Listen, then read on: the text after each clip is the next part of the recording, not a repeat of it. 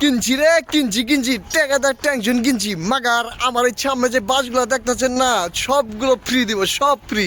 আমার ভাই বেড়াদারা সব ফ্রি দিব, সব সব। হ্যালো ভাই বেড়াদার, নতুন ব্যবসা ধরছি, এটা আপনাদের কাছে শেয়ার না করলে কেমন হয়? তো চলুন এবং দেখুন আমার নতুন বিজনেস। এই যে দেখতেছেন এখানে অনেক পরিমাণ বাস আছে, প্রায় এই বাসগুলো আমি কিনছি, আরও কতগুলো ছিল সেগুলো কিনছি। ভাই আনুমানিক এখানে আপনার থেকে কতগুলো বাস কিনছি আমি?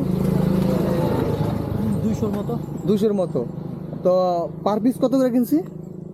700 করে। পার পিস 700 করে।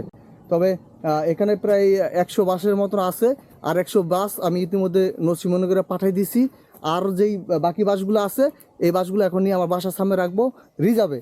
এখন ওই বাসগুলো কেন কিনছি, আমি নতুন কেন এই ব্যবসা ধরলাম এখন বলি যে মানুষের কষ্ট করে আর বাস কিনতে হবে না, আমি এই বাসগুলো তাদেরকে ফ্রি দিব।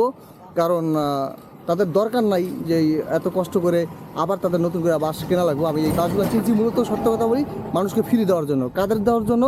যাদেরকে আমি বিগত দিনে টাকা ধার দিছি, তাদেরকে ইতিমধ্যে আমি 100 বাস পাঠাই দিছি, তারা ভাগ করে নিয়ে যাবে, ওইগুলো আমার রিটার্ন দিবে। আর এইখানে যে 100 আছে, এই 100 আমার বাসার সামনে রাখবো।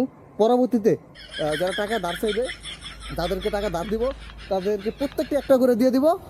আর এর সাথে কারণ দরকার নাই, কারণ আমি তাদেরকে হেল্প করব, হেল্প করার জন্য আমি বাসগুলো কিনছি।